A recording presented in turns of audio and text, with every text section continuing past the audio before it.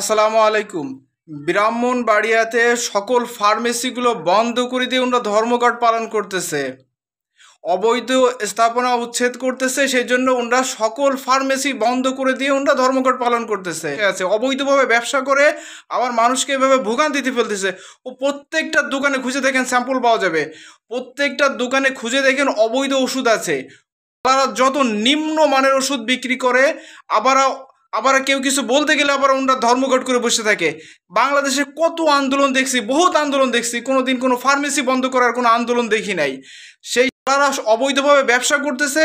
এদের এই প্রত্যেকটা দোকানে যায় যায় দেখবেন, ওখানে স্যাম্পল পাবেন। ওষুধ কোম্পানির বিভিন্নভাবে ওষুধ কোম্পানিগুলো তাদেরকে এই নিম্ন মানের ওষুধ দেয়, সেই ওষুধগুলো তারা দোকানে রাখে। বাংলাদেশে শত শত শত শত ব্যাঙের ছাতার মতো ওষুধ কোম্পানি তৈরি হয়েছে, শত শত ওষুধ কোম্পানি তৈরি হয়েছে। এই ওষুধ কোম্পানিগুলো হায়ার এডুকেটেড ছেলেপেলেদের নিয়ে তাদেরকে জিম্মি করে এই ওষুধ কোম্পানি এবং এই ফার্মেসি এই মাঝে পড়ে এই শিক্ষিত ছেলেপেলেগুলো খুবই বিপদে থাকে।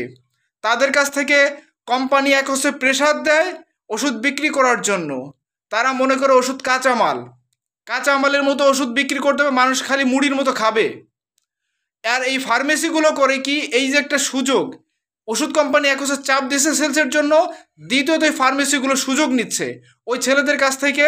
তারা একটা অর্থ দাবি করতেছে, ওই ছেলেপেলেগুলো বাধ্য হয়ে তাদেরকে বিভিন্ন জিনিসপত্র দিয়ে দিয়ে টাকা পয়সা দিয়ে দিয়ে ওষুধগুলো সেল করতেছে। আর দেখবেন যত ছোট ছোট মানে একদম যে কোম্পানিগুলোর নামও আপনারা কোনোদিন শুনেন নাই, সেই কোম্পানিগুলোর ওষুধ ওরা রাখে। এক বক্স ওষুধ নিলে 1.5 বক্স ওষুধ অথবা 2 বক্স ওষুধ ফ্রি দেয়। এই কোম্পানিগুলো তাদেরকে এই নিম্ন মানের ওষুধ তৈরি করে তাদেরকে ফ্রি দিয়ে দিয়ে এভাবে তারা আঙুল ফুলে কলা গাছ হয়ে যাচ্ছে দিন দিন। আবার কিছু বললেই ধর্মঘট করে বসে থাকে।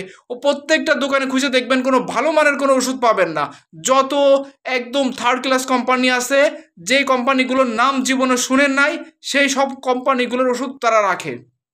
আর এখন অবৈধভাবে ব্যবসা করে ওনাদেরকে কেউ কিছু বলতে গেলে ওনারা ধর্মঘট করে বসে আছে। ও প্রত্যেকটা দোকান বন্ধ করে দেওয়া উচিত, প্রত্যেকটা দোকান বন্ধ করে দিয়ে আমি মনে করি যে বাংলাদেশে বিশেষ করে এই স্বাস্থ্য খাতটা যদি ভালো করতে চায়, আমি মনে করি যে বাংলাদেশে প্রতিটা এই যে ফার্মেসিগুলো, প্রত্যেকটা ফার্মেসিগুলো মানে যাচাই বাছাই করে সরকারের তাদেরকে মানে বৈধতার একটা লাইসেন্স দেওয়া উচিত।